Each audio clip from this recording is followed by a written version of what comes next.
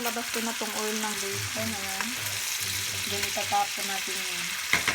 Kasi gagawa ko ng carbonara. Pero yung carbonara ko, simple lang. Ganito. Ito yung gusto ni Ayen. Cream of mushroom lang siya. Then ilalagay ko lang yan. Then parmesan cheese. Yun na, dana tayo. So itatapon natin yung oil.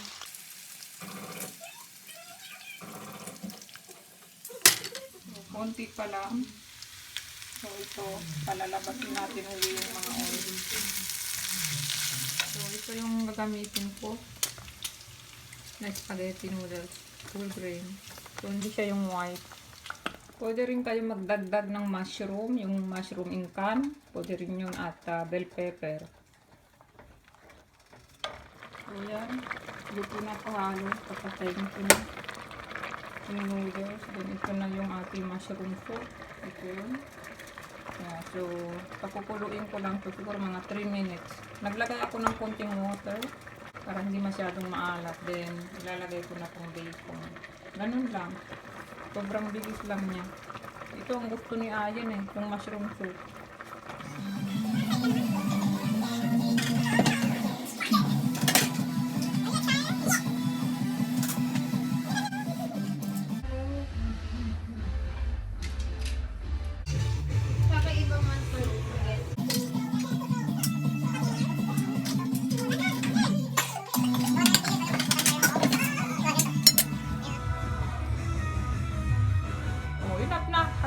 Baka medyo dagdag ka na lang mamaya. Then tatap mo ng bacon. Lalagyan ng parmesan cheese. So, ito yung ating kakaibang carbonara. Pero madali siyang lutuin. Kain!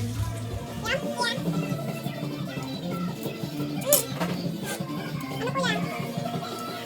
Amazing! Dapat ito siya yung kain mo ko. Yan, ihahatid na namin si Ayen doon kay Corinne. Meron silang sleepover. Line? Okay. I'm so excited! So, yung carbonara na ginawa ko ngayon, ganun lang yung carbonara namin. Pero meron binigay sa akin si Sis Rona na paano gawin yung totoong carbonara talaga. So siguro kung meron mga okasyon, yun ang gagawin ko. Pero pag sa bahay, yung ganung carbonara lang ginagawa namin. Kasi gusto ni Ayen din yung ganun. So madali din lutuin. So yan, papunta na kami doon sa kaklase ni Ayen. Ano? Malamig din yung hangin, ah. Kaya nga masarap. Yoy.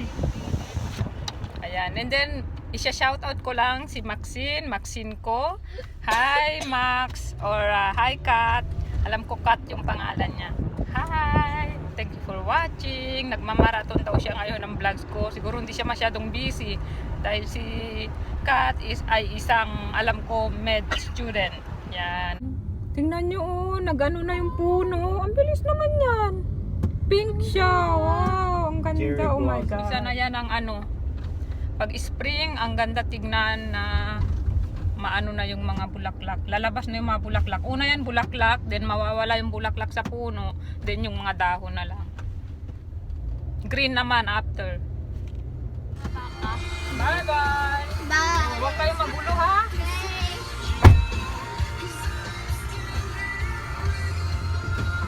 Kapatid niyo Bayan.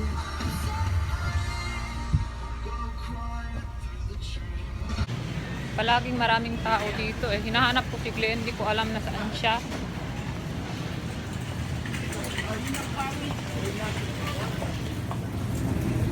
Marami ding karne dito. More on to sila eh, organic. So, $8.99 yung kanilang food. Pwede kang pumili. Pwede paghalo-halo ko siya. Ayan o. Ito, salad. More on salad sila eh. Kumuha ka ng lagayan mo. Meron din sila dito. Ito yung kinuha ko. Malaging puno dito ng tao. Pila-pila. So, ito yung binili ko. Sausage. Meron pa silang saging. Ito, tarsi.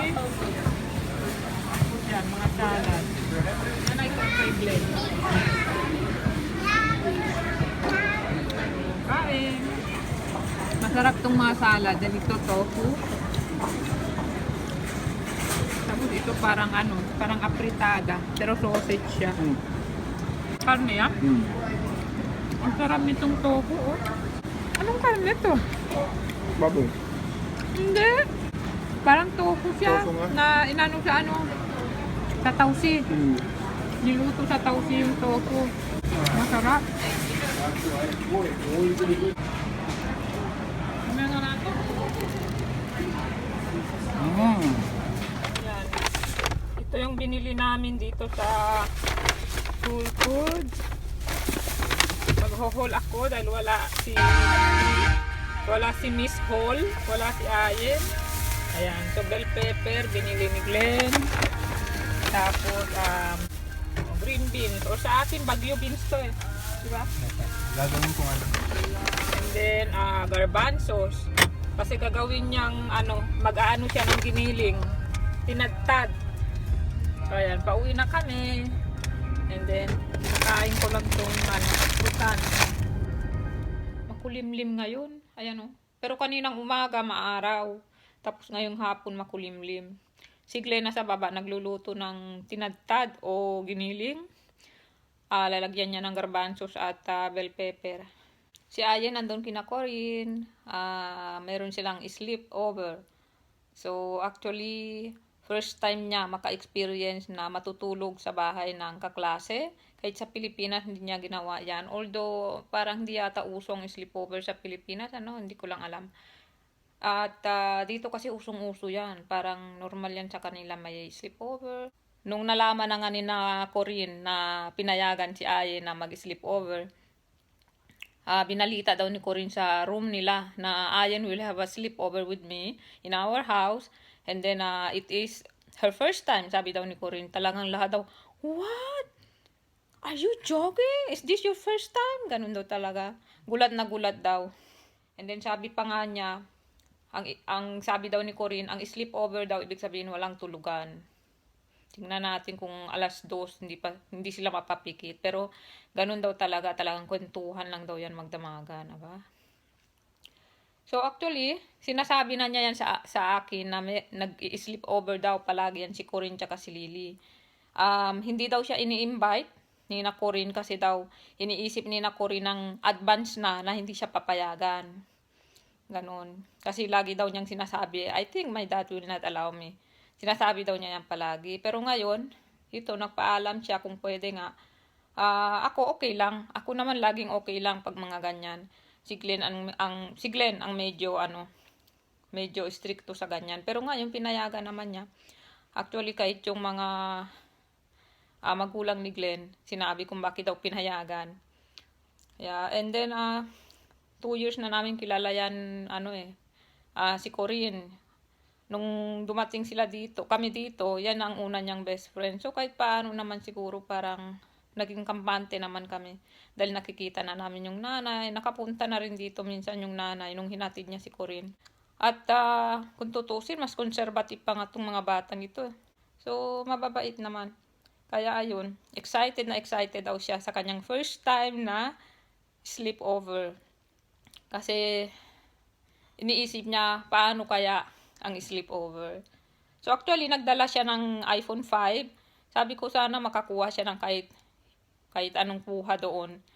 Itatry niya. Medyo alanganin yung sagot niya pero tingnan natin kung may makuha siya. Okay, so yung palang mga nag-add sa akin sa Facebook ko at saka Instagram na Lace Vlog. Baka hindi na ako magpo-post dyan or hindi na ako magiging active dyan. Doon na lang ako sa original kong Facebook talaga. Yeah, doon na lang ako magpo-post ng mga picture. So, yun mga hindi ko friends sa Facebook ko, na original Facebook ko, you can add me. Ito yung aking name. Ilalagay ko dito yung name ng aking Facebook. May i-share lang ako sa inyo. Nakita ko sa Facebook ni Sis Irene. Irene Vlogs on YouTube. Nakakatawa.